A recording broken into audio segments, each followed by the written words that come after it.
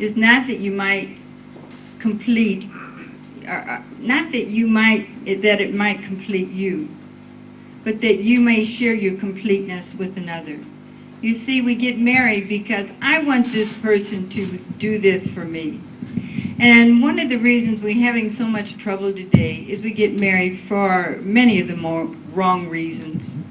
It's not in fulfilling another person or wanting to complete their life with you and to have a strong commitment, but many times it's from peer pressure, it's from parent pressure, it's from sexual attraction. There's so many things. Some people don't want to be Wait a alone. minute. We don't use sexual attraction, dear. It's sattvic chemistry. Sattvic chemistry. That's the right That's problem. what one of the young adults, the boys, came up with. They wanted to say sexual attraction for expectation, and they said sattvic chemistry. But basically, it's need fulfillment. Okay, I need you because you're going to fulfill this need for me, and that's not the best reason for us to get married.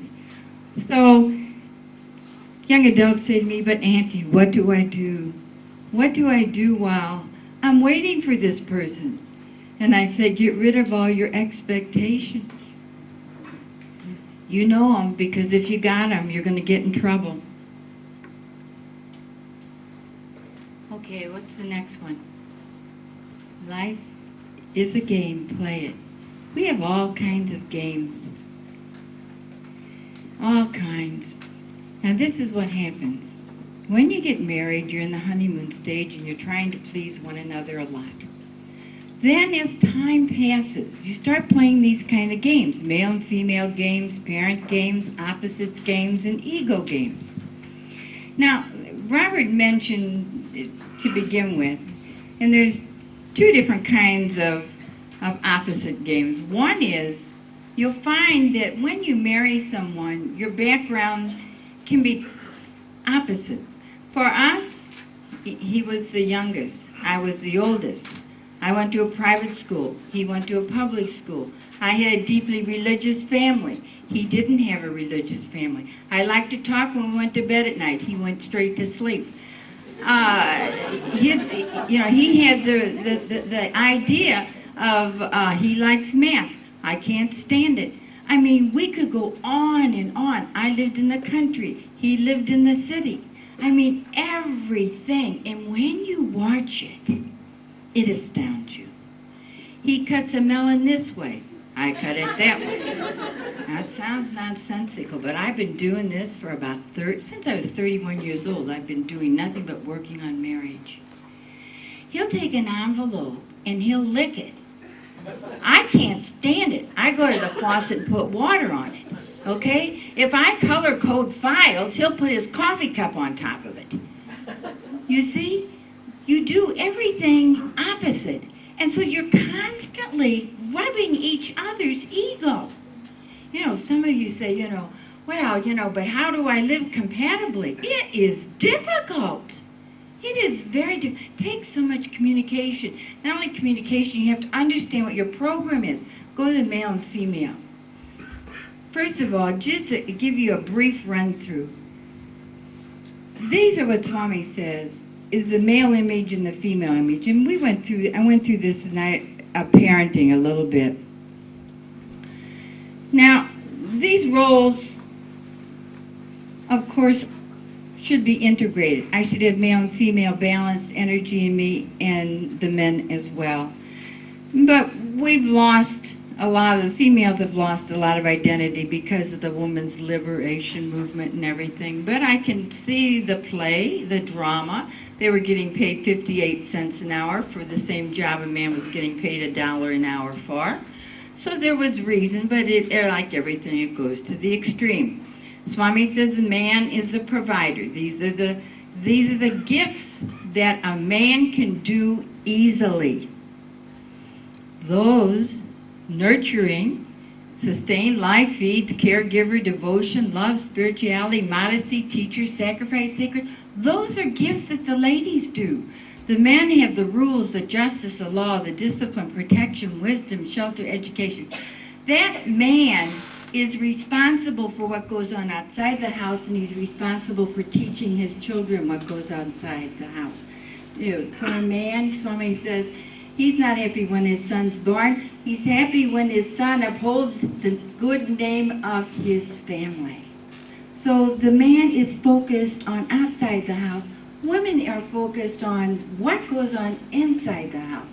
Now, I want to do a little, maybe I'll wait and do that. Let's do the other one, the parent games. Now, this is what happens with parent games, you all. Well, this is it. When you get married, you don't realize you have a program inside of you, and it doesn't ignite until you get married and say, I do. The whole time you're being raised with your parents, you are taking on what you like and dislike about your parents, right? Now that doesn't come into play until you're in that situation. So as soon as you say, I do, and you step over into the marriage state, the program that you received from your parents ignites. So basically what happens is this. You married 6 people. His mother, his father, and him. He married my mother, my father, and me. You relive the program. Like he said, oh, what happened to us? Honey, would you please help me in the kitchen? Oh, yeah, I'll be happy to. 6 months later, he's in the living room reading the newspaper, and I'm in the kitchen doing the dishes. And I'm thinking, gee, he doesn't love me. If he loved me, he'd be in here because he knows that I wanted him to help. Why is he sitting here? There's no kids. Why should he enjoy himself and not me? Do you see what's going on? Huh? So this became a tremendous problem for us. And I wasn't aware of the programming until many years out in my marriage, 5, 6, 7. Many times you don't even know what's going on because you can't identify it. My father was a man, he was a sportsman.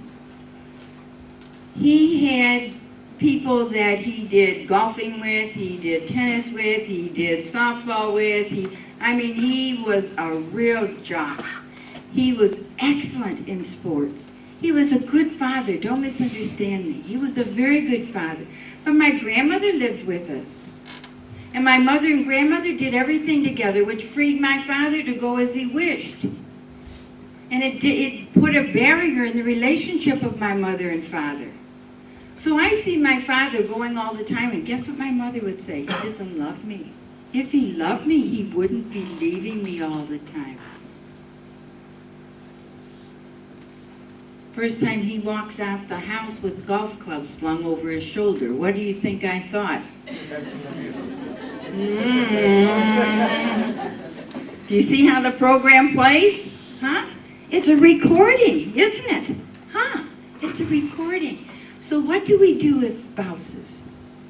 We both have these incredible programs that we have gotten from our parents. And once we identify them, first you must understand each other. After that, adjustment will be easy. It took us a long time to understand this problem. And when we did, we sat down and talked about it. When I became aware what was going on, now, we're not going to operate on his program anymore. We're not going to operate on my parents' program anymore. What's our program? What do we want? So this is what happened to us. Especially when we retired. The kitchen's my territory. He don't like it. It's that simple. But he will vacuum.